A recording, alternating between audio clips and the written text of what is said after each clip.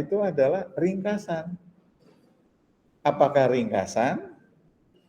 Nah, supaya terjadi persepsi yang sama antara dosen dan mahasiswa tentang format laporan membaca. Ya. Kalau bentuk ringkasan, hari ini kita belajar ringkasan. Dan menyusun ikhtisar. Nah, ringkasan dan ikhtisar sama-sama secara umum seperti meringkas, tetapi secara teknis yang berbeda. Saya mendengar ada sebuah kelas mendapat tugas membaca sebuah buku dan membuat ringkasan. Ya, jumlah halamannya ratusan. Itu kan bagi mahasiswa sesuatu yang tidak diharapkan. Ya. Ya. Ya. Kamu tinggal di Jakarta Utara. Kamu biasa terlambat enggak? Hari ini terlambat karena macet. Biasanya enggak macet. Kemarin kamu terlambat tidak? Kalau hari Senin dengan hari Selasa lebih padat mana? Hari Senin dan hari Selasa lebih padat. Hari Selasa dengan hari Rabu padat mana? Padat ya. Oh, jadi ini tak terduga. Berangkat dari rumahnya sama dengan kemarin. Ya. Berarti kamu usaha lebih pagi lagi supaya kalau ada kemacetan bisa sampai di sini. Oke, silakan duduk. Kemarin hari Selasa saya datang ke kampus terlambat. Ya. Kemarin. Hari Senin saya tidak terlambat. Saya ikut doa pagi dari kampus. Jadi 6.30 doa pagi. Kalian ikut ya? Ikut kan? Sebelum 6.30, pukul 6.30 saya sudah ada di kampus.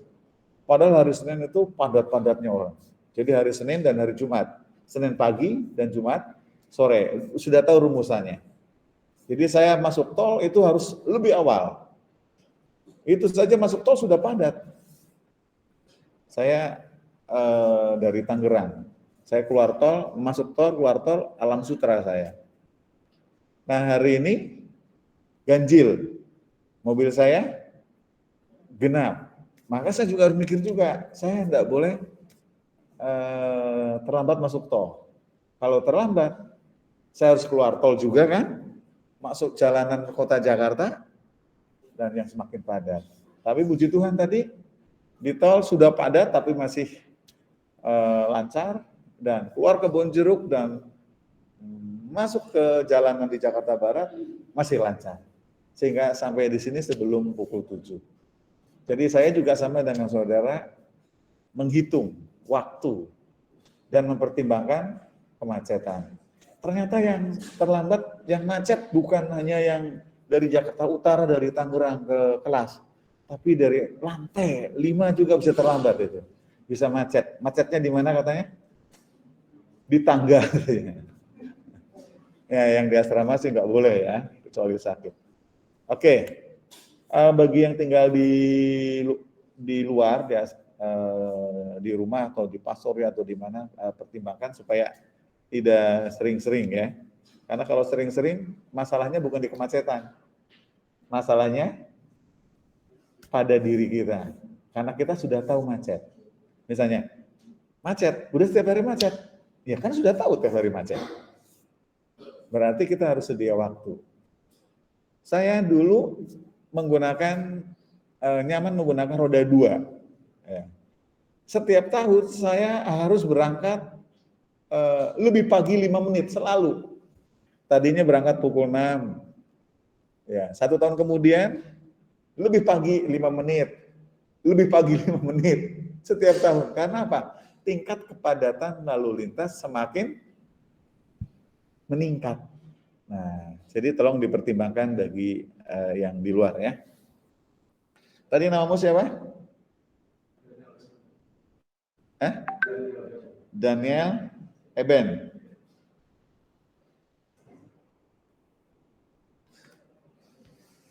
Baik, kita lanjutkan dengan ringkasan. Kembali, dosen memberikan tugas laporan bacaan. Tadi saya bercerita satu kelas mendapatkan tugas membaca sebuah buku ratusan halaman, ya.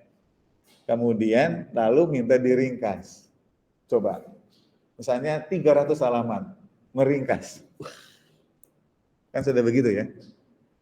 Yang paling berat sebenarnya tugasnya bukan meringkas. Nanti kalau kita pelajari, meringkasnya itu simpel.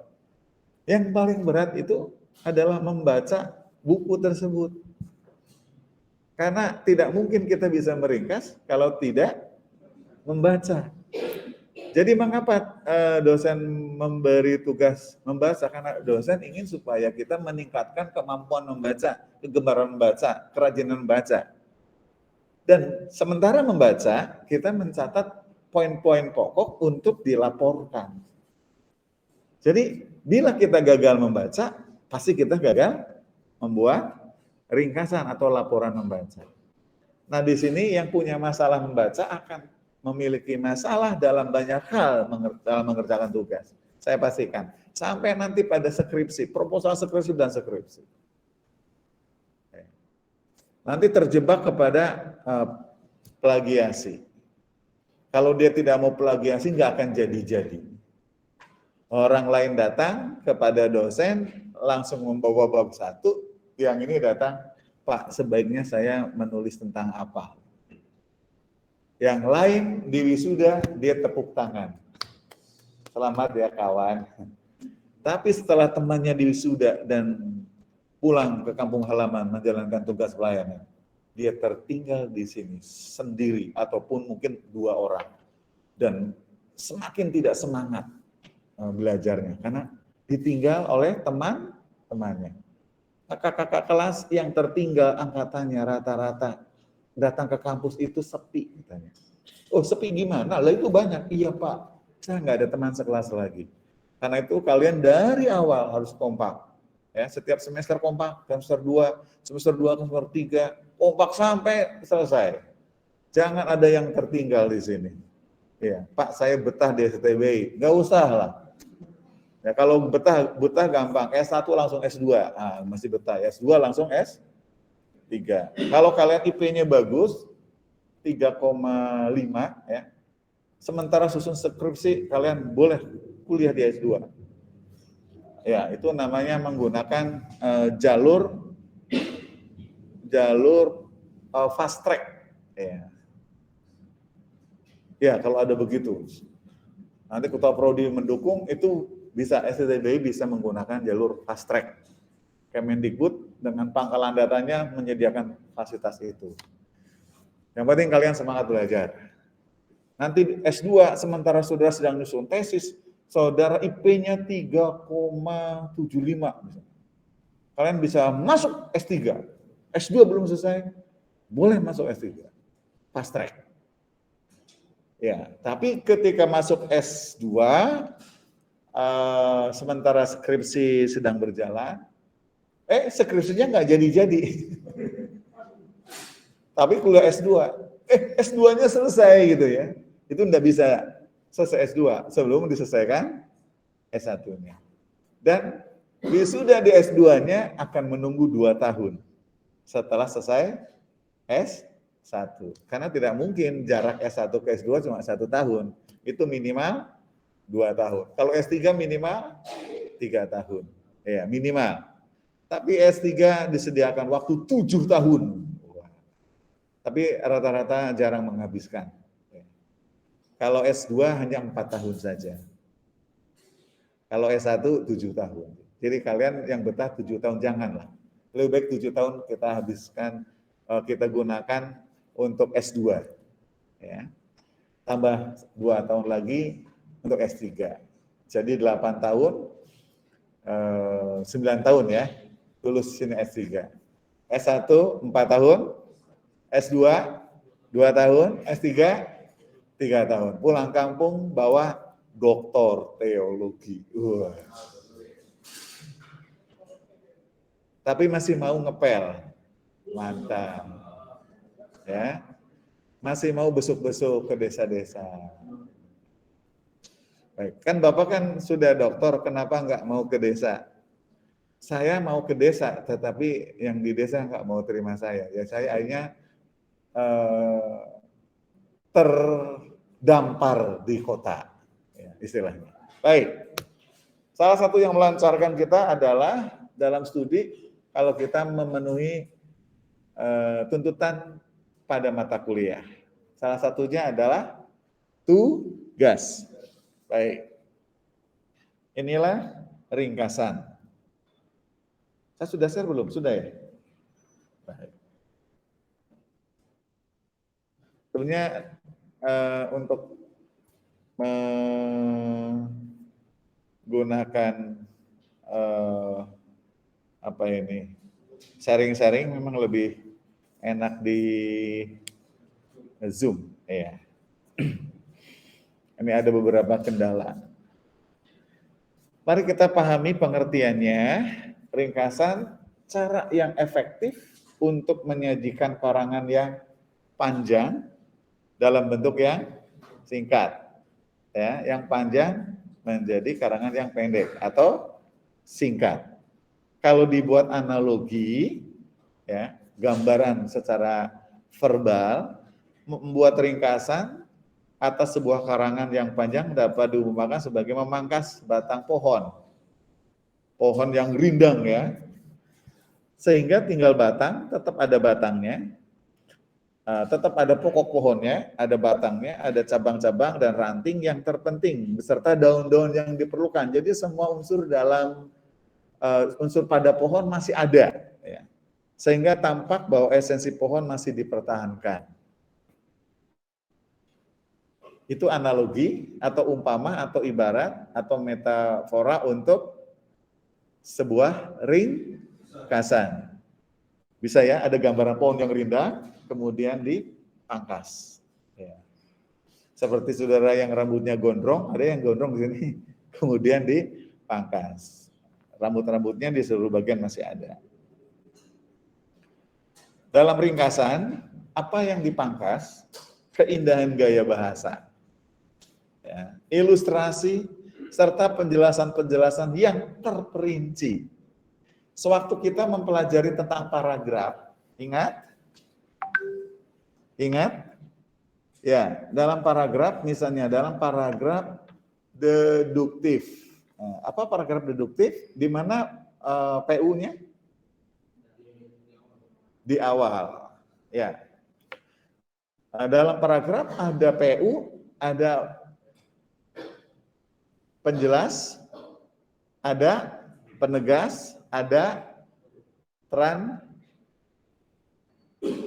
yang lama sudah berlalu. Ya. Unsur dalam PU ada transisi, ada PU-nya, ada penjelas dan ada penegas. Betul? Nah, penjelasnya dipangkas, transisinya dipangkas. Yang diambil apa? PU, penegasnya dipangkas. Mengapa kita mempelajari paragraf lebih dahulu? Supaya ada gambaran apa yang dipangkas. Ya. Keindahan gaya bahasa, ilustrasi, serta penjelasan yang terperinci dipangkas, dihilangkan. Sedangkan sari karangannya atau PU tadi dibiarkan tanpa hiasan. Wah, ini sedikit menggunakan kata kiasan, ya. Walaupun bentuk ringkasan tetap mempertahankan pikiran pengarang dan pendekatannya yang asli. Ya, pikiran pengarang tidak boleh diganti dan pendekatannya tidak boleh diganti. Ya. Jadi ringkasan merupakan penyajian singkat dari suatu karangan asli tetapi tetap mempertahankan urutan isi. Kalau ada 5 bab, tetap ada bab 1, bab 2, bab 3, 4, 5. Pak, ada pendahuluannya, tetap ada pendahuluannya. Pokoknya semua komponen, semua bagian dalam karangan, dalam buku, itu tetap dipertahankan. Dan sudut pandang pengarang tetap dipertahankan, sedangkan perbandingan bagian atau bab dari karangan asli secara proporsional tetap dipertahankan dalam bentuknya yang singkat. Andai bab 3 lebih panjang dari bab 1, 2, 4, 5, maka dalam ringkasan juga bab 3 lebih banyak. Jangan sampai karena memulai meringkas dari bab 1 yang banyak. Yang lainnya karena sudah kecapean, sudah lelah gitu ya. Padahal bab 3, bab 4 lebih panjang daripada bab 1. Jadi harus dipertahankan secara proporsional ya. Baik, ada gambaran tentang meringkas ya. Jadi gambaran itu apa sih yang diringkas, apa yang dibuang? Apa yang diselamatkan? Nah, berikut langkahnya. Pertama, membaca naskah asli untuk mengetahui kesan umum, maksud dan sudut pandang pengarang. Nah, ini dia. Ini yang paling berat. Membaca naskah asli, membaca bukunya. Kalau bukunya 300 halaman, waduh dia, kapan bacanya ya Pak? Iya, kan sehari kita memiliki waktu 24 jam. Saya pernah mengikuti pelatihan menilai buku. Buku yang dinilai rata-rata halamannya 200 halaman lebih. Waktu yang disediakan 2 jam. Coba bagaimana? Stres enggak? Stres. Tapi sebelum dimasukkan untuk melakukan penilaian buku, jadi buku itu diterbitkan oleh penerbit, kemudian diajukan kepada pemerintah untuk menjadi buku elektronik. Ya, waktu kalian kuliah di SMA dulu ada buku elektronik. Nah, itu buku-buku yang dinilai. Jadi dibeli dari penerbit, dari pengarang, kemudian menjadi milik pemerintah dan dapat digunakan secara gratis. Nah, buku itu dinilai lebih dahulu. Makanya dulu ada kan heboh, buku sudah dinilai, tetapi kok masih ada kalimat-kalimat yang tidak tepat di dalam buku itu. Itu menjadi berita yang heboh pada saat kira-kira ya 5 tahun yang lalu ya. Nah, sebelum saya melakukan tugas menilai, dilatih membaca buku dan menilai. Satu buku dinilai 2 orang, tapi saya tidak tahu orang itu tuh siapa. Kalau satu hari saya menilai misalnya 4 buku, berarti capek sekali itu. Maka setiap buku yang saya nilai, ada juga 1 orang yang menilai di sebuah ruangan yang luas. Dan saya tidak tahu. Dan nanti ketika sudah dikumpulkan, apabila ada perbedaan penilaian antara saya dengan satu lagi, maka apa yang terjadi? Kami ditemukan adu argumentasi. Nah, lalu bagaimana teknisnya cara membaca? Saya menggunakan teknik membaca cepat. Saya harus berlatih dulu di rumah membaca cepat. Tahu bagaimana membaca cepat? Ya. Buka, lihat halaman, lihat covernya, buka daftar isinya, set begitu ya. Lalu tutup, selesai. Saya pernah nonton acara televisi, bukan nonton televisi, tapi menonton acara televisi ya. Kan yang ditonton acaranya ya, bukan televisinya. Saya juga nggak pernah nonton bola, tapi pertandingan sepak bola. Karena nonton bola ya taruh aja di depan ditonton begitu ya. Rata-rata pada nonton bola, saya heran gitu ya. Orang kok bisa nonton bola gitu. Kalau ada berkata, saya nonton bola ngantuk, wajar, bosan gitu kan. Kalau nonton pertandingan sepak bola pasti tidak ngantuk ya, karena seru gitu. Siapa yang di sini suka nonton bola? Ya nonton bola ya. Bosan kan? Bukan nonton pertandingan sepak bola. Ya.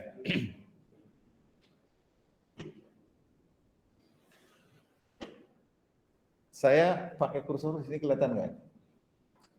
Kelihatan nggak kursornya? Oh nggak kelihatan ya? Waduh. Kelihatan kursornya? Kecil sekali ya. Iya. Jadi kalau membaca kita biasanya mulai dari misalnya ini kata membaca nih ya. Tolong perhatikan ini atau kalian cari di Google atau di toko buku ya. Tapi sekarang kan belum nyaman kemana-mana ya. Walaupun aktivitas sudah bebas. Teknik membaca cepat di Google juga banyak. Ya. Nah, salah satu teknik yang saya gunakan biasanya kalau kita membaca, mata kita kalau membaca, ini kata membaca, mata kita pertama melihat M, lalu berurutan membaca, gitu kan. Itu membaca biasa. Tapi kalau membaca cepat, itu seperti orang lompat. Jadi kata-kata itu dilihat. Jadi membaca seperti melihat gambar. Gitu. Set. Itu mata harus, memang harus cepat. Gitu. Jadi mata dimulai dari huruf M, set lompat langsung ke pengarang.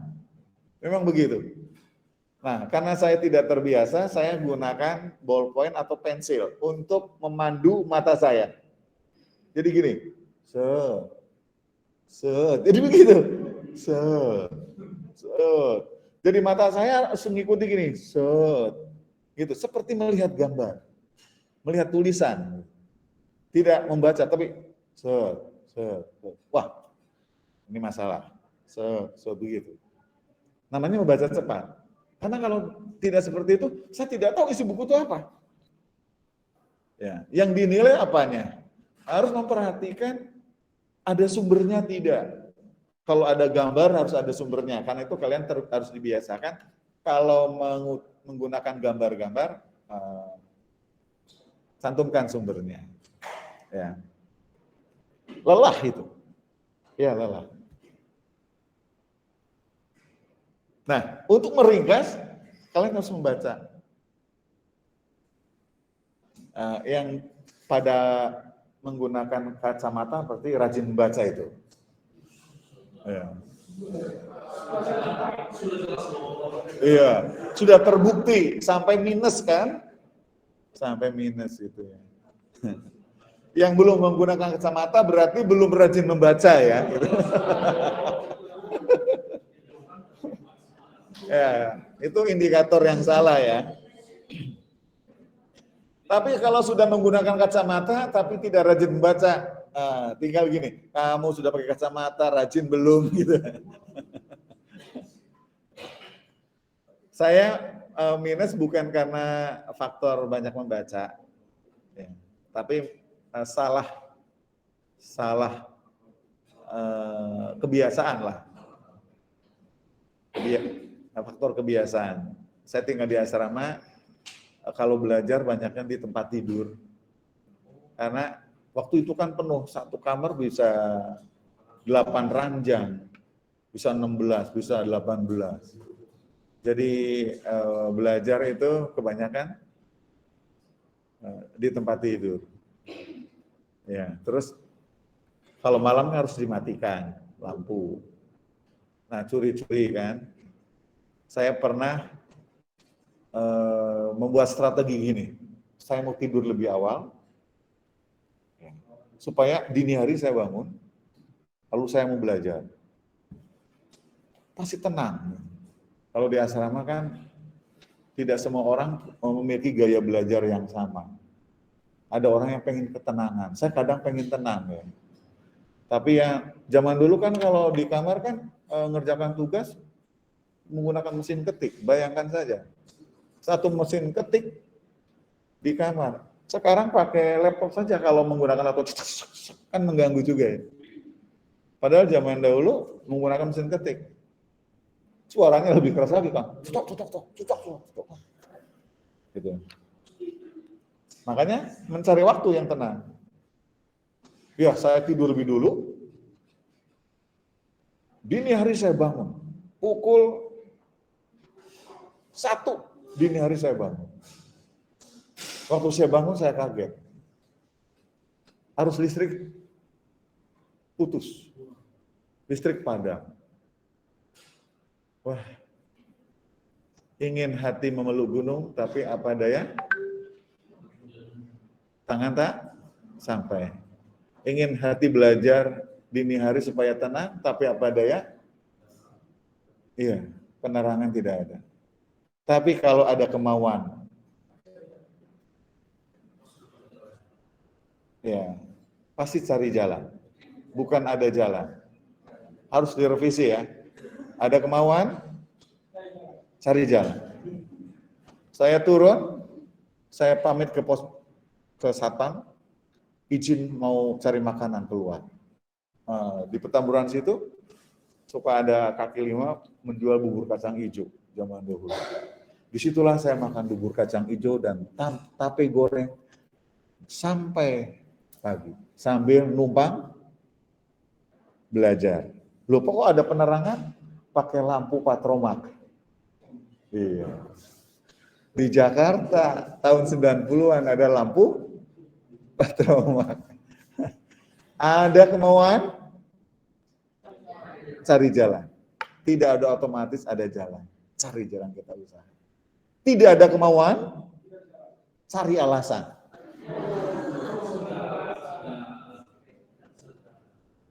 Ya, jadi kalau orang yang banyak alasan, alasannya itu bukan untuk mengerjakan. Pasti alasannya yang banyak itu untuk tidak mengerjakan. Itu berarti sebenarnya tidak ada kemauan. Ada kemauan, cari jalan. Tidak ada kemauan, cari alasan. Orang yang cari alasan dan orang yang cari jalan itu sama-sama cerdas. Hanya yang satu menggunakan untuk tanggung jawabnya, yang satu digunakan untuk melepas dari tanggung jawab. Oke, yang terberat melakukan tugas meringkas adalah membaca naskah sampai habis bukunya. Bukunya habis, besok lagi nggak ada lagi buku ya. Yang kedua, mencatat gagasan utama. Kapan mencatatnya? Sewaktu membaca, sambil menyelam, minum air.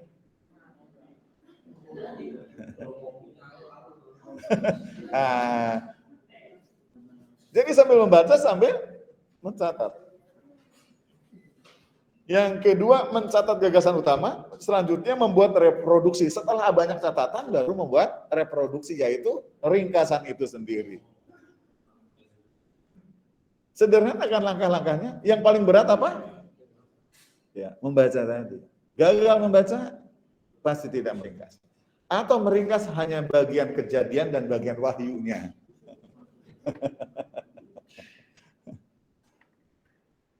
Nah, ketentuan lain yang perlu diperhatikan, gunakan kalimat tunggal, jangan kalimat majemuk. Kalimat tunggal, ya kalimat utamanya. Ya. Bila mungkin ringkasan kalimat menjadi frasa, frasa menjadi kata. Apa kalimat? Apa frasa? Ya kalau kalimat kita tahu ya, kalau frasa, kumpulan kata lebih dari 2, tidak mengandung unsur subjek dan predikat, tidak menggunakan tanda baca. Ya. Klausa, kumpulan kata lebih dari 2, tetapi memiliki unsur subjek dan predikat dan tidak menggunakan tanda baca. Ya. Jumlah alinea tergantung dari besaran ringkasan dan jumlah topik utama. Bila mungkin semua kata sifat dibuang. Kata sifat kan kata adjektif yang menerangkan. Pertahankan susunan gagasan asli. Artinya pemikiran, ide utamanya harus tetap dipertahankan. Ini adalah salah satu paragraf yang sudah kita pelajari. Ini paragraf apa waktu itu? Masih ingat? Oh, kecil ya. Paragraf apa?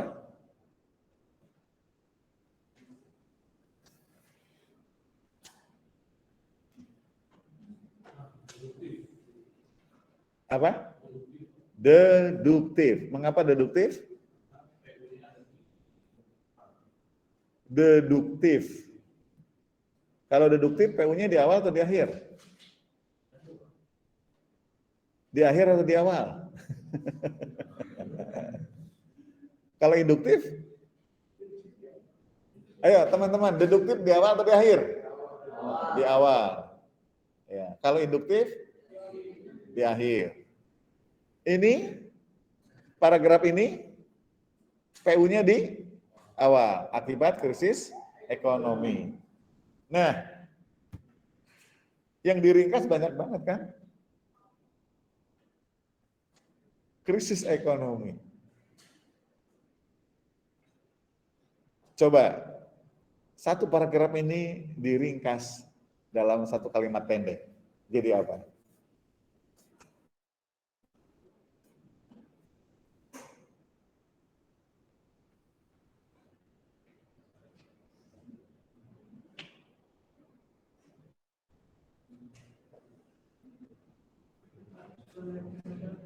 Ya?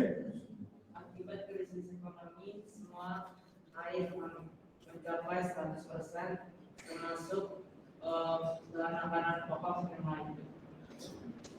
Bahan makanan pokok. Akibat krisis ekonomi, semua naik hampir mencapai 100%, termasuk bahan makanan pokok. Apakah semua bahan pokok yang naik? Sebagian bahan pokok naik hampir 100%. Sudah kan? Sudah dapat itu. Berapa apa saja itu kan penjelasan. Beras berapa persen, harga berapa jadi berapa, itu penjelasan. Jadi ditemukan PU-nya.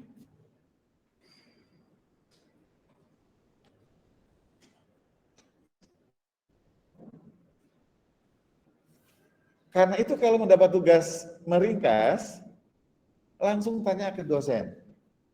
Misalnya, dosen berkata, buku ini 300 halaman ringkas. Jangan sampai dosen berkata jadi 10%-nya.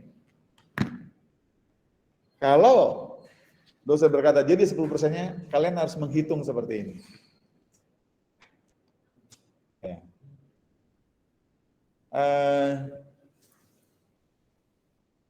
Hindari, karena itu tanya, Pak, 10% berapa halaman A4? Gitu langsung.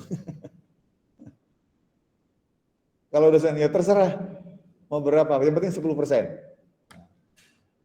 Usahakan bertanya, jangan terima 10%-nya, tapi tanya, jadi halaman, jadi berapa halaman untuk kertas A4? Karena DSTB menggunakan A4. Gitu. Jadi, kalau itu diberitahu oleh dosen, oh, buku ini jadi 10 halaman saja, ya sudah, target 10 halaman. Nah, bagaimana 200 halaman menjadi 10 halaman? Nah, tanyakan spasinya. Tetapi kalau dosen hanya berkata 10%, ya kita tempuh jalur ini. Ini sebagai contoh, sebuah buku tebalnya 250 halaman, harus diringkas menjadi, contoh di sini 10%. Nah, untuk mengetahui 10%-nya seperti apa, berapa halaman, kita harus tahu dulu. Yang pertama, panjang karangan asli. Caranya adalah ketahui dulu jumlah halamannya. Oke, jumlah halamannya 250 ya. Rumusnya jumlah halaman kali jumlah baris per halaman. Pak, apakah harus menghitung semua halaman berapa baris satu halaman? Tidak. Lihat halaman yang paling penuh dan hitung berapa baris. Dianggap semua halaman jumlah barisnya sama. Terus hitung satu baris berapa kata. Ya. Garis yang penuh, hitung berapa kata. Nah, rata-rata atau kalau lihat di dalam satu halaman, satu baris penuh itu berapa kata umumnya. Kalau misalnya ada yang 8, ada yang 9, tapi kebanyakan 8, udah 8 kata. Jadi untuk mengetahui panjang karangan asli, jumlah halaman kali jumlah baris kali jumlah kata. Nah di sini 210 halaman kali 35. 35 itu per halaman ada 35 baris. Dan 9 kata per baris. Jadi satu buku setebal 250 halaman, ternyata ada 78.750 kata. Nah, ambil 10%-nya. 10%-nya berapa? 7.875. Nah, sekarang 7.875 harus dituangkan ke dalam kertas ringkasan. Biasanya A4. Tanya marginnya, tahannya, spasinya. Nah, contoh di sini spasinya 2. Ya. Nah, kertasnya contoh di sini kuarto, berarti lebih pendek ya. Kuarto. Saya harus cari kuarto dengan spasi 2. Nah, rata-rata waktu itu menggunakan kuarto. Nah, sekarang menggunakan A4. Lihat saja halaman makalah-makalah. Sekarang rata-rata A4. Lihat. Satu halaman berapa baris? Ya. Lalu satu baris berapa kata? Berdasarkan jumlah baris dan jumlah kata per baris pada halaman kertas kuarto, maka ditemukan satu baris itu 9 kata dan satu halaman terdiri dari 25 baris. Jadi satu halaman terdiri dari 225 kata. Ya.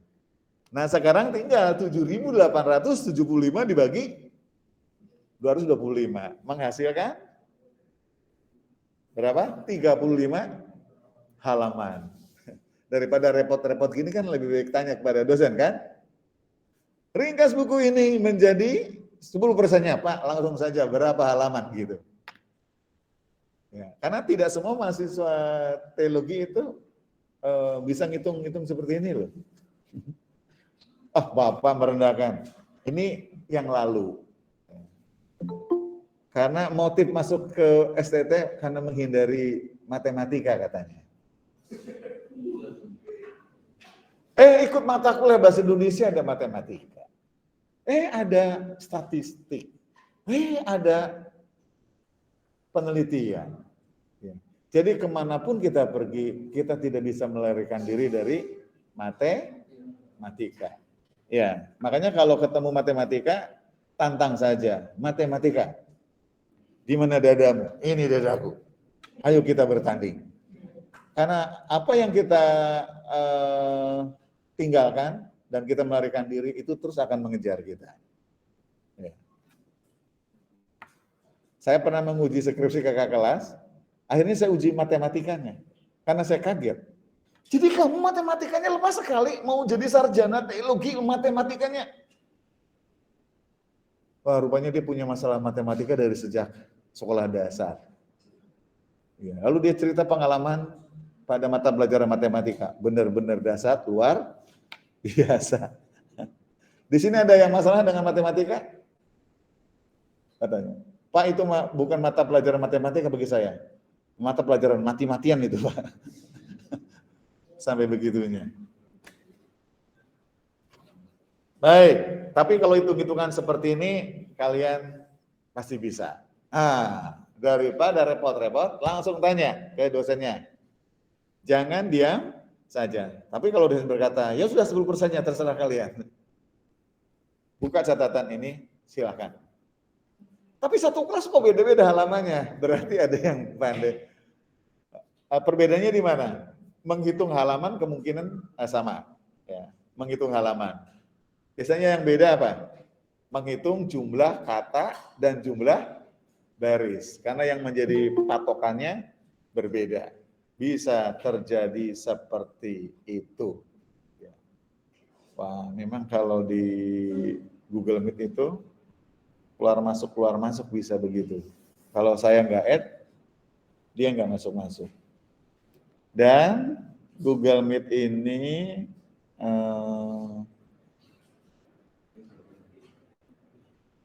lebih kecil ya kalau model ini.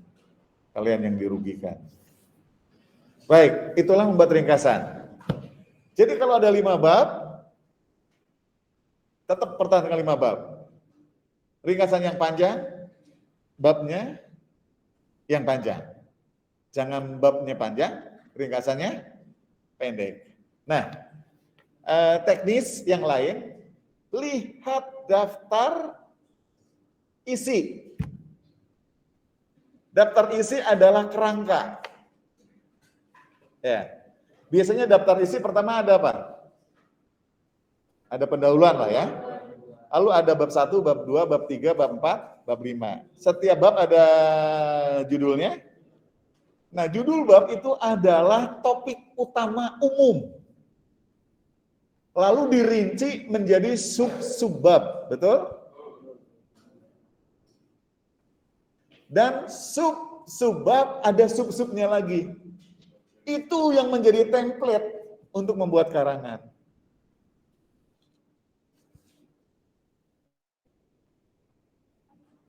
Jadi siapkan template-nya. Template-nya ada di mana?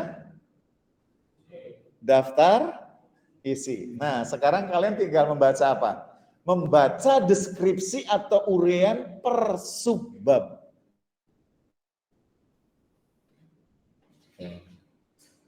Ada gambaran? Gambar ya.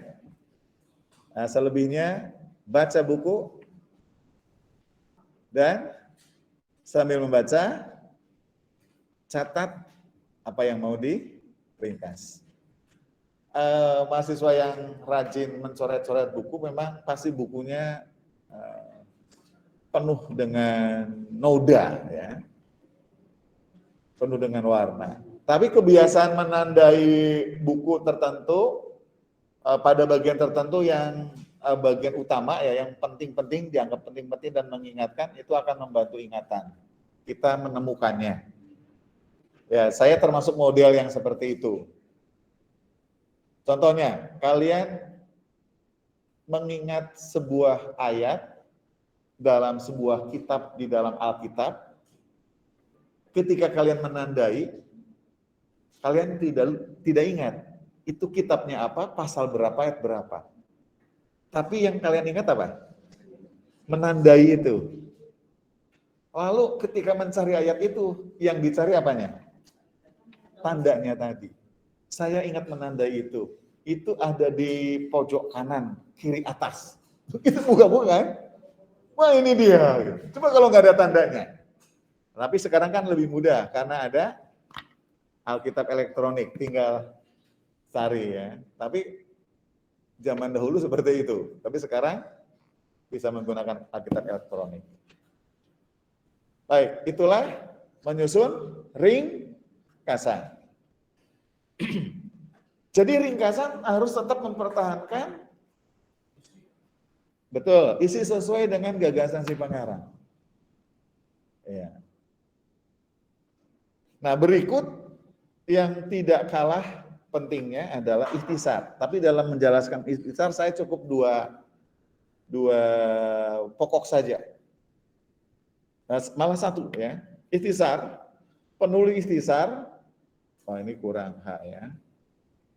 Misalnya.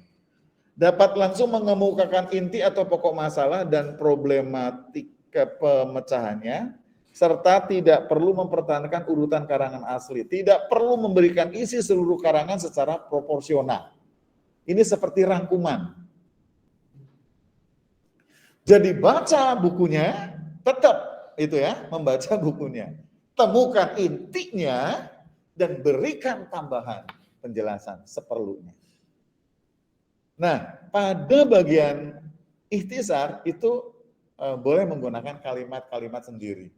Tapi isinya tidak boleh menyimpang dari apa yang ada di dalam artikel atau tulisan atau buku yang diringkas. Untuk ilustrasi beberapa bagian atau isi dari beberapa bab dapat diberikan untuk menjelaskan inti atau pokok masalah tadi. Sementara bagian atau bab-bab yang kurang penting dapat diabaikan. Tapi membaca naskah sampai selesai tetap. Nah, bagaimana kita tahu itu penting tidak penting kalau kita tidak membaca? Jadi yang paling berat apa? Meringkas dan membaca. Membaca. Semua kita sudah bisa membaca.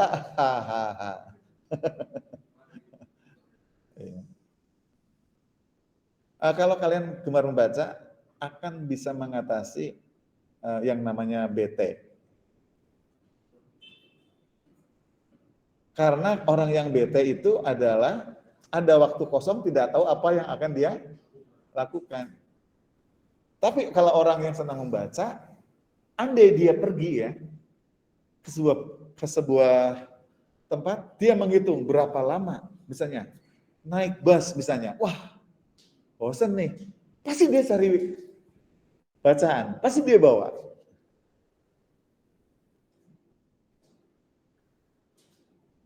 Saya masih ingat waktu dulu kan kelas-kelas tidak online ya, jadi ada pembinaan, ada kelas yang di Jayapura, ada yang ada di Wamena, ya, ada di Manado, ada di Lampung pada waktu itu. Jadi ketika dosen harus turun, ditugaskan ke sana. Tapi mahasiswa suatu saat datang ke sini, ya, karena yang jauh-jauh kan mereka tidak bisa meninggalkan tugas dan tanggung jawabnya setiap saat. Jadi ditempuh dengan cara seperti itu. Nah, pada waktu itu saya sedang menyusun disertasi. Saya bawa koper itu 2, atau yang satu tas, yang satu koper. Koper isinya apa? Buku. Buku untuk apa? Menyusun disertasi. Mengajar iya, mengerjakan tugas-tugas iya. Karena apa? Wah, nanti ada waktu kosong sekian jam, bisa digunakan untuk membaca. Dan ciri orang yang senang baca pasti punya target bacaan dan punya buku yang sedang dibaca. Ya, sekarang sedang membaca buku apa? Alkitab, Pak. Bagus. Tahun depan apa, Pak? Alkitab. Enggak ada buku yang lain? Harus ada buku yang lain. Dan silakan buktikan yang memiliki ketekunan membaca pasti bisa mengatasi suasana yang orang katakan bete. Kalian bisa. Katanya menunggu adalah pekerjaan yang paling menjemukan ya. Jangan pernah menunggu siapapun. Ya Pak, faktanya kan saya harus menunggu Pak. Menunggu siapa? Menunggu Bapak katanya. Iya, janjian, ketemu di halte, tapi nggak datang-datang. Jangan nunggu, posisikan diri Anda jangan nunggu. Baca buku. Iya. Kalau menunggu capek, emosi. Tapi kalau membaca, sekalipun ya waktu seperti terbuang, tapi tidak terbuang dengan percuma. Ya. Orang yang membaca, apalagi sekarang semua buku e-book sudah ada di,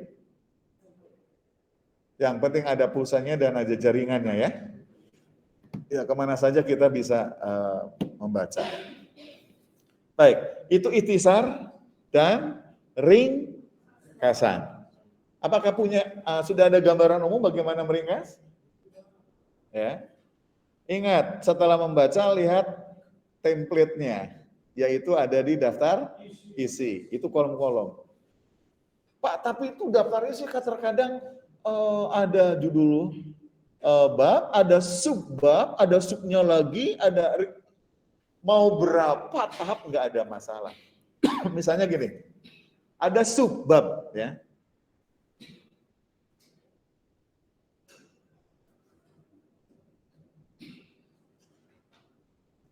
Ada subbab. Terus ada sub-subnya lagi. Subnya ada 5. Ya. Bisa enggak? Judul-judul subbab itu dirangkai menjadi satu kalimat panjang. Menjadi deskripsi dari sub itu. Karena pada dasarnya judul-judul itu, judul-judul pada setiap sub adalah pokok yang dibahas, yang diuraikan di dalam deskripsi di bawah. Makanya saya dalam membimbing mahasiswa menyusun skripsi ketika masuk bab 2, susun lebih dahulu kerangka teori bab 2. Nah, kerangka teori bab 2, kerangkanya disusun dari mana? Observasi buku-buku lebih dahulu yang akan digunakan. Setelah mengobservasi buku-buku yang akan digunakan, maka baru menyusun kerangka teori. Kerangka teori di-approve, disetujui oleh dosen, lalu mahasiswa menyusun teori bab 2. Mengapa saya arahkan seperti itu? Ketika mahasiswa menyusun bab 2 tanpa menyusun draft teorinya, 20 halaman, 25 halaman, 35 halaman, 40 halaman mubazir. Karena apa? Teorinya tidak relevan dengan apa yang akan diteliti. Gara-gara tidak menyusun draft atau garis besar atau kerangka teori lebih dahulu. Dan ketika menyusun kerangka, itu harus berbasis buku-buku yang dia pelajari. Karena apabila tidak berbasis buku-buku yang dia pelajari, kerangkanya sudah ada. Kan harus diisi. Terus isinya pakai apa? Tidak ada. Ya. Nah, ketika menyusun tulisan mulai dari kerangka, maka sekarang apabila meringkas, lihat kerangkanya. Kerangkanya ada di daftar isi. Beruntunglah jika bukunya itu daftar isinya komplit. Terkadang daftar isi buku hanya judul-judul babnya kan. Tapi kalau ada sub-subnya itu lebih beruntung. Tapi kalau tidak, kita bisa membuat kerangka dengan melihat buku itu sendiri ya. Pasti ada judul bab, pasti ada sub-subnya. Baik, itulah ringkasan dan ikhtisar. Silakan apabila ada yang ingin ditanyakan terkait dengan pembahasan ringkasan dan ikhtisar. Sebelum saya masuk ke resensi, masih cukup waktu kah? Ya, masih ada 29 menit. Jadi 2 jam, pukul 7 sampai pukul 9 itu 2 SKS cukup 100 menit. Karena di perguruan tinggi, 1 SKS, 1 kali pertemuan itu 50 menit. Ya. Kalau 2 SKS, 100 menit. Kalau di SMA, berapa menit? 45 menit. Kalau di SMP, 40 menit. Kalau di SD, 30 menit. Kalau di rumah, terserah. Iya. Ya, silakan. Ada yang ditanyakan? Jelas? Gampang? Teknisnya gampang, tidak rumit. Yang rumit adalah diri kita sendiri. Terkait dengan membaca. Satu lagi, ketika membaca bukan sekedar membunyikan kata. Atau mata kita berpijak di atas huruf-huruf. Tetapi memahami apa yang dibaca. Ada sebuah penelitian, rupanya ada masalah pemahaman mahasiswa terhadap buku teks yang digunakan untuk setiap mata kuliahnya. Saya pernah coba, saya tidak memberi penjelasan. Ini buku teks, tolong pelajari bab ini. Minggu depan saya tagih. Ya, siapa yang sudah membaca? Ayo jelaskan. Wah, hampir satu kelas berkata, Pak, kami tidak paham. Waduh. Ya, itulah Pak, makanya ada dosen di kelas katanya. Ya, angkat tangan, mau izin ke toilet atau mau bertanya? Ya, silakan.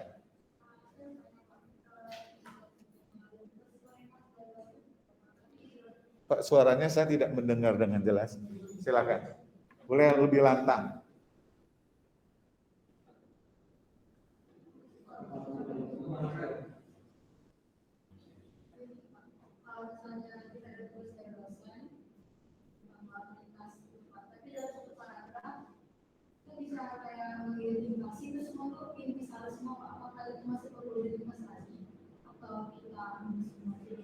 Yang diringkas buku atau sebuah artikel? Sebuah buku. Ya kalau paragraf itu adalah paragraf inti, ya gunakan itu.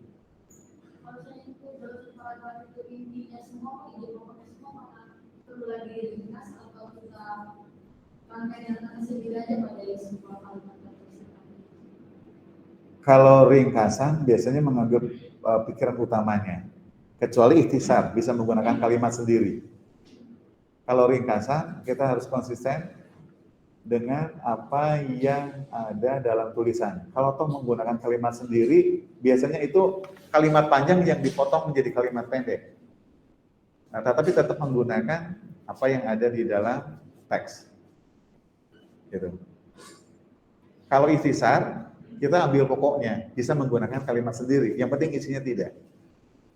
Ya pada dasarnya dalam ringkasan dan ikhtisar bisa merangkai kalimat sendiri, tetapi tidak boleh keluar dari isi pokok. Nah, kelemahan mahasiswa adalah ketika menggunakan kalimat sendiri menyimpang dari apa yang dimaksud oleh si penulis.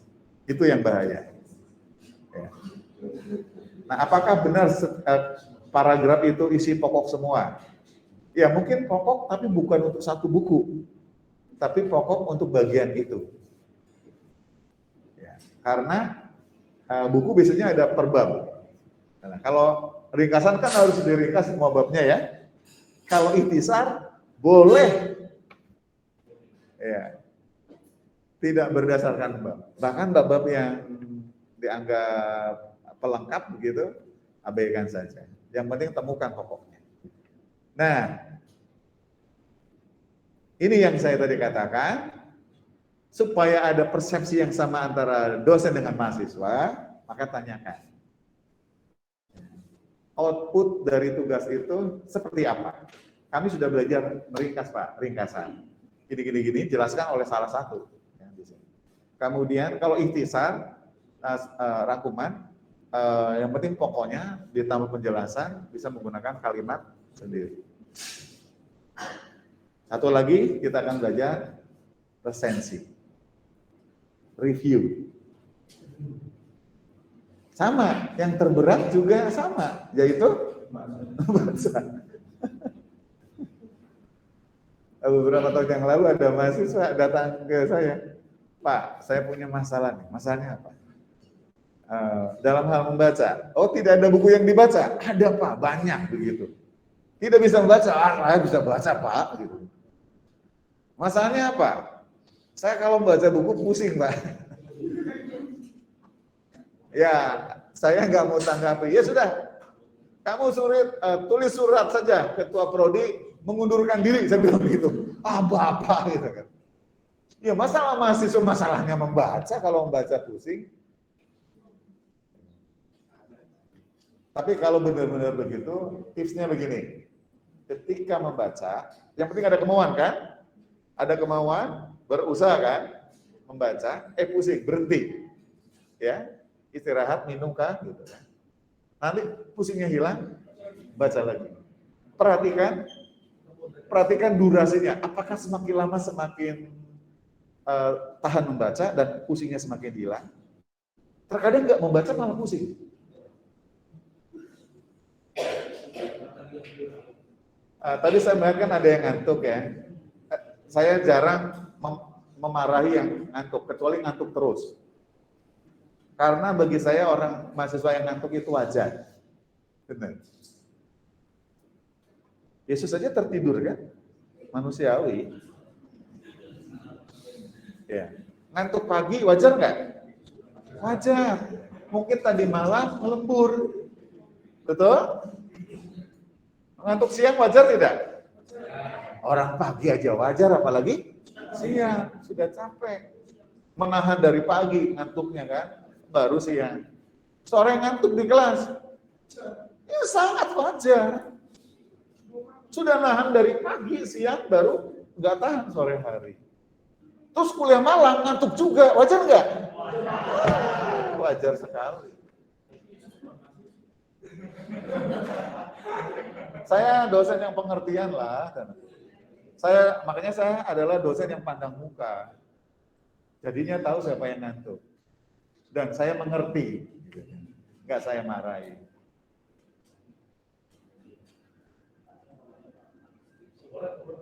Yang nggak wajar yang mana? Saya kasih tahu dulu yang nggak wajar. Jadi ngantuk pagi wajar, ngantuk siang wajar, ngantuk sore wajar, ngantuk malam wajar. Yang nggak wajar, yang ngantuk pagi dia. Yang ngantuk siang dia. Orang yang sama. Yang ngantuk sore dia juga. Yang ngantuk malam dia juga. Mata kuliah A, dia yang ngantuk. Mata kuliah B, dia juga. Nah itu. Kan kami para dosen sering ada dialog. Waduh, itu ada mahasiswa di kelas teologi 2022. Itu yang suka duduk di pojok ini, wah pasti tuh ngantuk. Dan kalian kan duduknya pasti setiap mata kuliah posisinya sama kan. Iya. Pak Sadak memberitahu, kalau gitu formasinya kita harus ubah. Janganlah. Ya. Oke, tadi ada yang bertanya?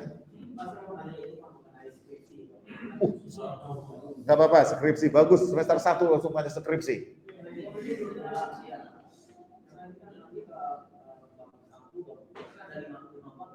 Ya.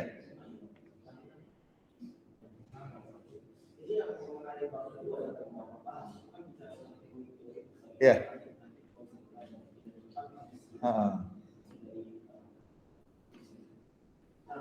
Yang bagus itu kira-kira berapa halaman ya Pak bikin skripsi? Kalau skripsi seluruh halaman itu minimal 60 halaman. Minimal. Tapi jarang yang 60 halaman. Jarang sekali. Apalagi kuantitatif. Ya. Iya. Kualitatif. 5 halaman, bab 1 minimal kan? Bab 2, oke, bab 3 paling 5 halaman, 3, 4, 5 halaman. Yang tebal nanti bab 2 dengan bab 4. Itu bisa tebal. Tapi kalau nggak sampai, bisa. Makanya dimulai dari sekarang. Menyusun skripsi itu bukan dari semester 7, tapi dari semester 1. Ya, ada semangat. Ya, karena tanpa selesai skripsi, ya saudara akan menjadi penggembira dalam wisuda teman sekelas. Baik, sudah? Ada lagi? Ya. Kalau tadi kan Bapak bilang di kasar itu tidak boleh menggunakan kata-kata sendiri. Berarti isi kasar secara tidak langsung isi kasih semua Pak. Semuanya quotation, semuanya kita mengambil dari buku yang ada gitu Pak. Iya. Tidak dari kata-kata sendiri untuk menghindari kesalahan. Tapi yang digunakan adalah memotong kalimat. Yang tadi ya, yang diutamakan ada PU-nya, penjelasannya. Karena ini, kalau kata-kata sendiri kan berarti mengganti kata-kata yang ada di dalam Alkitab. Alkitab lagi, dalam buku ya. Jadi nanti tambah panjang kan, menguraikan jadinya. Namanya juga meringkas. Nah, kalau ikhtisar, model ikhtisar, merangkum bisa begitu. Tapi ringkasan harus pendekatannya memotong. Ya. Panjang jadi pendek. Ya. Yang terberat bukan potong memotong, tapi adalah membaca. Ya, mudah-mudahan ya. Ya. Ya. Nah. Ya ini hasil dari Inggris Institut kita dibuat di kelas Indonesia mau dikasih buku terus ada tugas dari dosen dikasih buku itu kan udah dikasih ya itu lebih mudah lagi, anggap saja itu naskahnya diringkas lagi ya tidak apa-apa, itu kan yang meringkas orang lain, sekarang ringkasan diringkas lagi, lebih pendek lagi, nggak jadi masalah ya. Anggap saja itu bukunya yang harus diringkas. Terus setelah kamu ringkas lagi, ya enggak, nanti tinggal satu kalimat nanti. Kan kata Tuhan Yesus, perjanjian lama bisa dirumuskan hanya apa? Kasih. Yang ahli meringkas itu Tuhan Yesus. Di dalam Matius pasal 22 ayat berapa itu? Seluruh kitab para nabi hukum Taurat. Kasih kepada Allah, kasih kepada sesama. Jadi ahli meringkas ya. Ikhtisar malah. Jadi hanya satu kata, kasih. Iya, Yohanes 3:16 diringkas kasih. Satu Alkitab diringkas kasih. Berarti Yohanes 3:16 memiliki bobot kasih yang sama dengan apa yang diberitakan oleh Alkitab. Sudah ya? Sekarang kita tengok ikhtisar. Masih cukup waktu. Masih ada waktu.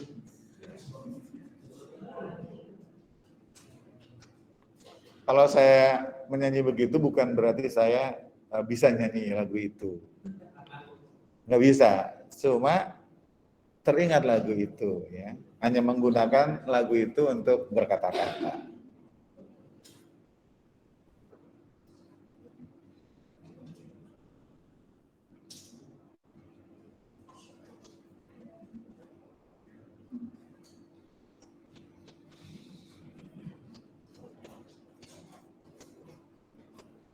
Teologi.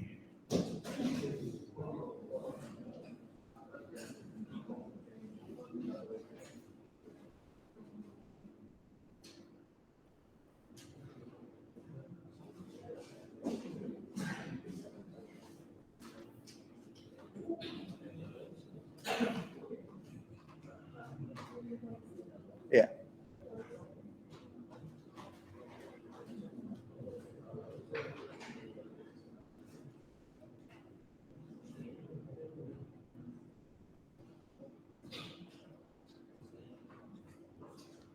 Baik, resensi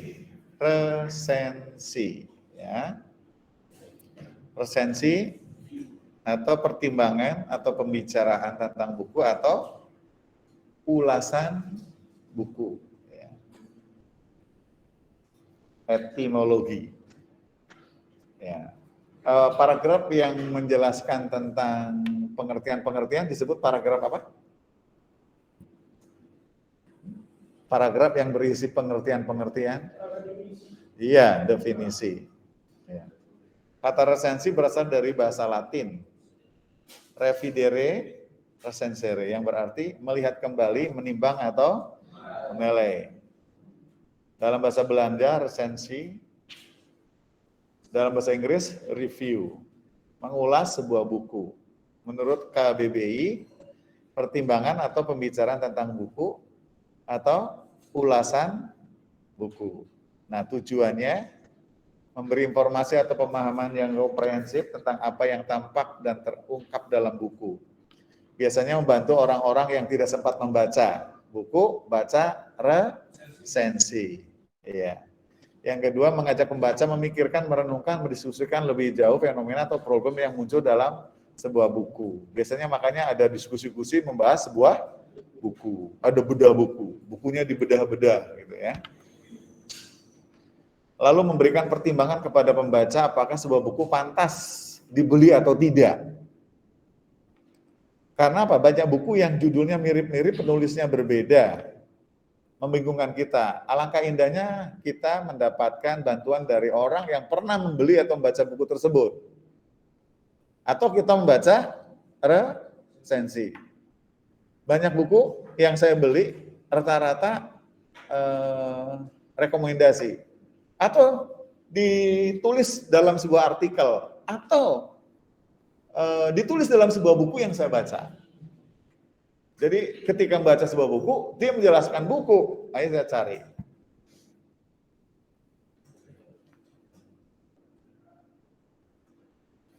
Saya pernah baca buku murah, Gramedia, judulnya menarik sekali, dijual hanya Rp15.000.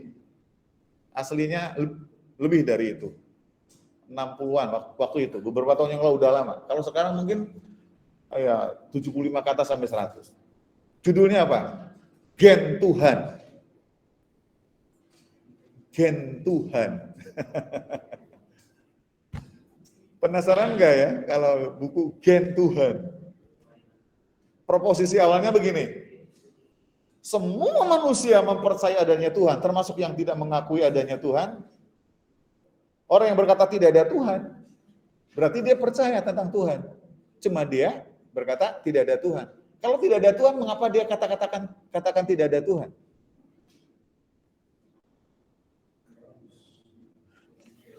Tidak ada mahasiswa di sini, berarti ada mahasiswa. Dia mengatakan tidak ada mahasiswa. Karena coba katakan kepada saya, beritahu kepada saya.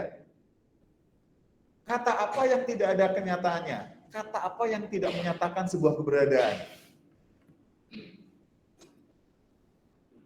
Mikir, ayo mikir. Kata apa yang tidak ada kenyataannya?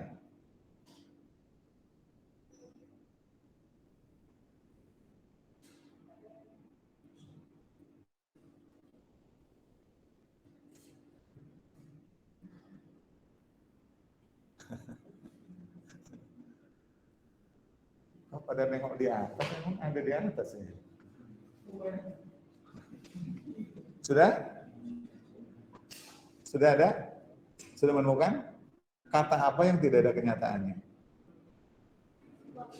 Karena semua kata yang ada menyatakan sebuah keberadaan. Keberadaan dalam bentuk konkret maupun dalam bentuk abstrak. Kok ada kata Tuhan? Siapa yang menyatakan kemudian ada Tuhan? Kan manusia. Berarti manusia menemukan bahwa Tuhan ada. Tapi ada kelompok orang mengatakan Tuhan tidak ada. Kalau tidak ada, kenapa dipersoalkan? Pernahkah kita mempersoalkan yang tidak ada? Nah, bagaimana kita mempersoalkan? Orang tidak ada. Kalau dipersoalkan berarti ada. Hanya Anda tidak mengakuinya. Persoalannya kan itu. Jangan katakan Tuhan tidak ada, karena Anda mempersoalkannya.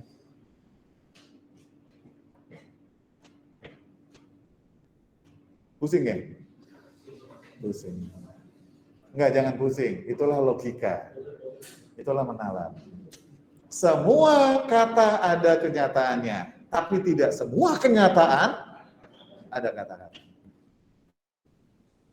Jadi lebih luas mana? Kata-kata atau kenyataan? Kenyataan. Karena kata-kata hanya mendeskripsikan kenyataan yang ditangkap oleh panca indera manusia. Lalu diolah dalam pikiran, dituangkan dalam kata-kata. Kan ditangkap oleh telinga, oleh mata, oleh panca indera manusia pokoknya ya. Terus distimulasi masuk ke dalam pikiran, diolah di sini. Malam hari. Kasar. Siapa yang memberitahu kasar? Indra peraba. Ditangkap, kasar. Lembek.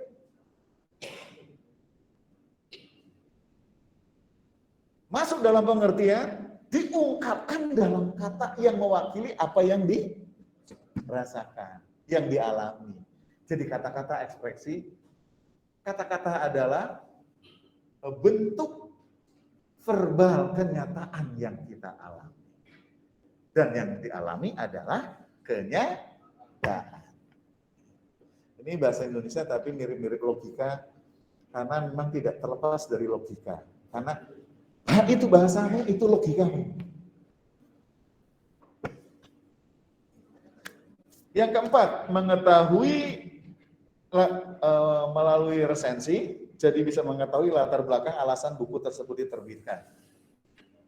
Saya memiliki 4 buku, ya. 2 buku itu yang satu penulisnya, satu guru. Apakah saya membeli buku itu karena begitu? Tidak sengaja. Saya beli buku A dan beli buku B. Ternyata ketika saya membacanya, si B ini menulis buku tersebut diinspirasi oleh si A. Si A itu sebagai sebagai gurunya lah, dianggap sebagai begitu. Terus buku yang lain, saya melihat di buku itu menjelaskan buku A ditulis, ada buku A, ada buku B. Buku B ini yang kedua ya, ditulis ternyata dipengaruhi oleh buku yang A.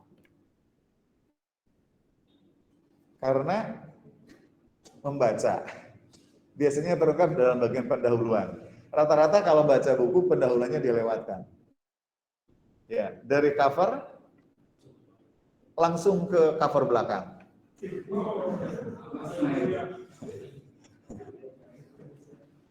Saya kalau beli buku pasti saya lihat covernya, saya lihat pengarangnya siapa, lalu langsung ke belakang. Kan biasanya ada kalimat-kalimat yang mengendorse ya. Nah kemudian saya buka daftar pustakanya, wih mantap ini. Daftar pustakanya itu adalah kekayaan yang digunakan untuk menulis buku itu. Baru kemudian saya lihat daftar isinya, wah mantap ini. Nah selanjutnya saya buka dengan secara cepat untuk melihat tulisannya. Kertasnya bagus atau tidak, ada yang kosong atau tidak. Terakhir saya lihat harganya, beli atau tidak. Nah kalau beli di online, lihat berapa beratnya, karena menentukan ongkir. Saya senang malah di toko buku online yang bisa beli beberapa buku di situ. Yang menyebalkan adalah buku yang berbeda, bukunya kurang dari sekilo ya, tapi di toko-toko yang berbeda. Jadi kalau minta dari buku toko A, tetap dihitung 1 kilo. Dari toko B, dihitung 1 kilo. Tapi kalau satu buku, beberapa buku kan bisa cari. Ini sudah 600 gram nih.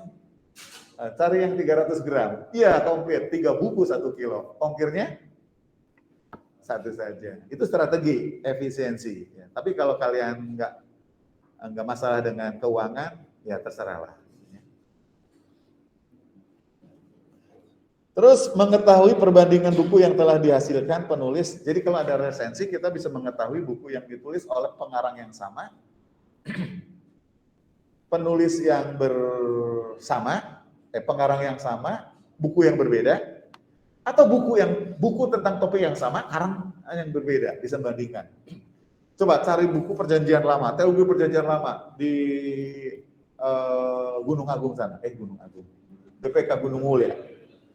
Wah banyak tuh, mau beli yang mana nih? Ya lebih baik milih buku yang direferensi dosen kan, paling begitu. Tapi teologi perjanjian lama banyak di sana. Mau beli yang mana?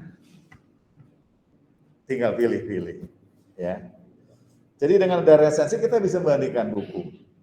Bagi penulis buku yang diresensi, nah resensi menjadi kritik, masukan, enak.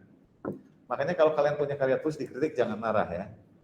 Kalau dikritik berarti ada masukan, ada bagian yang perlu dilengkapi, perlu diperbaiki, perlu ditingkatkan. Jadi kita harus memisahkan diri kita dengan karya tulis. Orang boleh tidak setuju dengan pandangan kita, wajar. Kan semua orang punya perspektif yang berbeda. Tapi saya sarankan bagi kalian jangan cepat-cepat mengatakan itu sesat, itu salah, itu tidak berguna, itu tidak becus. Jangan.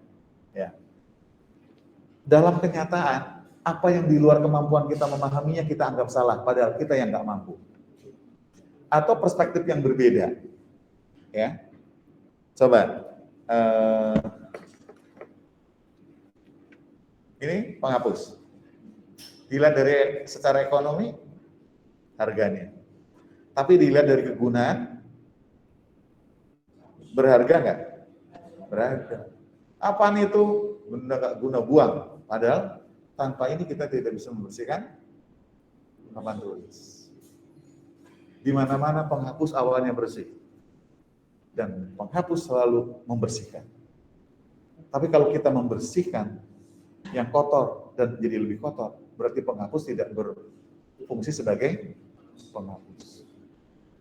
Ini gara-gara kata penghapus, saya buka Alkitab elektronik, saya tulis kata hapus.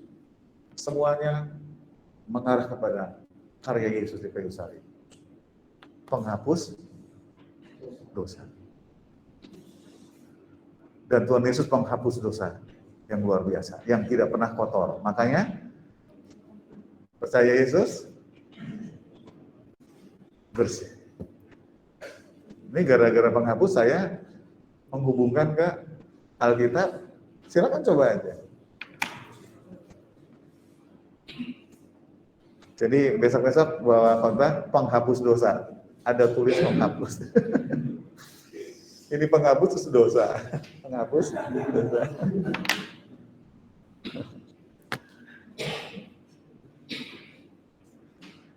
Nah, ini sistematikanya. Ada judul resensi, ada data buku, ada pembukaan, ada tubuh resensi, dan ada penutup. Ya. Nah, dalam judul, ya, judul resensi boleh beda dengan judul buku yang diresensi. Ya. Silakan pelajari lebih lanjut. Ya. Lalu data buku, ya. Data buku ada judul, ada pengarang, ada editor, penyunting, penerjemah, kata pengantar, penerbit, tahun terbit, tebal buku, dan harga buku. Kalau online, berat buku dimasukkan. Karena pembeli akan mempertimbangkan berat bukunya terkait dengan ongkos kirim. Ya, buku itu di mana? Nah, dalam bagian pendahuluan, dapat dimulai dengan memaparkan tentang pengarang buku. Siapa? Namanya, apa prestasinya. Ada juga resensi buku yang bagian pendahuluan ini memperkenalkan garis besar isi buku. Nah, tubuh resensi, di sini penulis resensi boleh mengawali dengan sinopsis buku. Biasanya yang dikemukakan adalah pokok isi buku secara ringkas. Ya, bisa saja ikhtisar ya. Jika sinopsis telah diperkenalkan, selanjutnya adalah mengemukakan kelebihan dan kekurangan isi buku. Buku ini kelebihannya ini, kekurangannya ini. Terkadang jenis hurufnya, tintanya, kertasnya kadang-kadang menjadi sorotan. Bukan hanya isi, istilah-istilah. Misalnya terlalu banyak istilah bahasa Inggris yang susah dipahami biasanya. Dan bagian penutup. Nah, pada bagian penutup biasanya resensi menuliskan ini buku segmennya untuk siapa. Ya.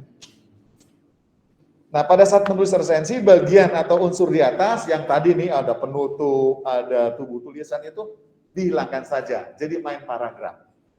Tapi kalau saudara saya meminta buat resensi, tetap aja gunakan. Tapi kalau meresensi aslinya, hilangkan saja. Ya. Lebih mudah ya membuat resensi ya. Ringkasan juga mudah, ikhtisar juga mudah. Yang berat apa? Selamat membaca. Iya. Baca kitab suci, doa tiap hari. Itu lagu itu satu akord saja. Baca kitab suci, doa tiap hari kalau mau tumbuh. Teman saya di kamar asrama dahulu, temannya satu kamar pada bisa main gitar, hanya dia yang nggak bisa. Satu saat setelah beberapa bulan, kalian bilang, aku nggak bisa main gitar. Aku bisa main gitar. Dia pegang gitar, lalu kunci C. Menyanyi, mari kita bersukaria, karena ini hari bahagia. Kita berkumpul satu tempat. Masa saya? Kalian sudah lihat, saya bisa main gitar? Teman-temannya itu kamar temukan. Selamat.